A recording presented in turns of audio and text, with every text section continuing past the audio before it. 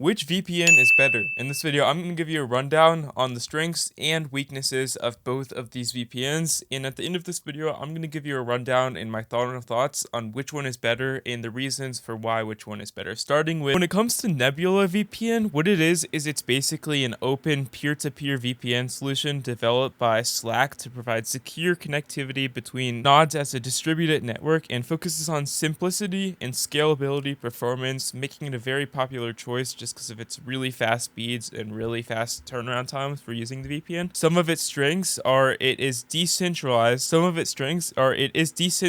which is a huge benefit when it comes to VPN, meaning it's like almost impossible to track your location. When it comes to other VPNs, it's not exactly the same so much, but this one's like that. And it's also very customizable and built for scalability. Like I said, when it comes to nodes, you can actually like put it across all of your devices really easily, and it's really minimal and lightweight, so it's just really flawless overall, and developers are very friendly and the dev team is extremely great. However, the weaknesses is if you are trying to do it with a large team, although it's really easy to set up, it's not ideal just because it does have some lag if you're trying to use it across a bunch of devices on one network login, so it's better for just smaller groups of individuals. If we look at Zerotier, it's basically a fully software-defined network, SDN, that eliminates a layer of 2 over the internet. Now what this means is it basically has layer 2 networking, meaning it like eliminates a switch to an Ethernet type device or situation in the world, and it supports custom routing. So if you're looking for just more custom locations, just customizable abilities, this is definitely the VPN for you. And it's also cross-platform and it's very customizable. Like I said, it's very flexible when it comes to network setups and including hybrid and multi-cloud deployments. So yeah,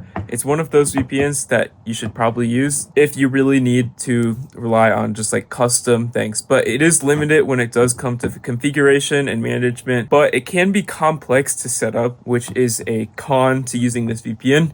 But it does take some time to set up, like I said, and once you actually start using it, it does become flawless. But just like the learning curve to this VPN, even though that's not much of a thing when it comes to VPNs, it's slightly more than the average VPN, which is why it might not be ideal, but it is ideal for power uses, network engineers, and businesses needing advanced network features like layer 2 capabilities. So yeah, that's a good reason about this video. Those are just the highlights, and I've also made this table that I'll attach on screen right now. If you have any other questions, let me know in the comments, or other people if you find anything helpful.